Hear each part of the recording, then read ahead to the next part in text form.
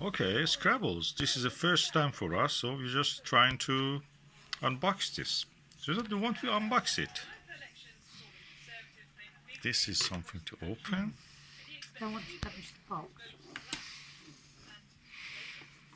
And make a fast cut.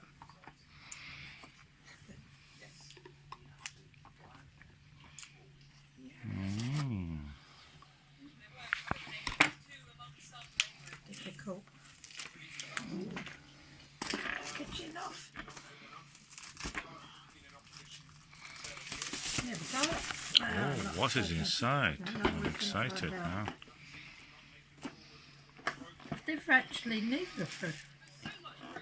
Yeah, they're actually played. Oh, here's a guide. These are the set. These are the things. 6 people can play with this. And oh, look at this! How noble. That's the guidebook or brochure. Probably better read it than that. Yes, we have to read it then. Yes. So how many people can do? 1, 2, 3, 4. There is a bag here. You can put it in here. And finish. And these are the parts. So that is what's inside the Scrabble. So we have to learn how to play it.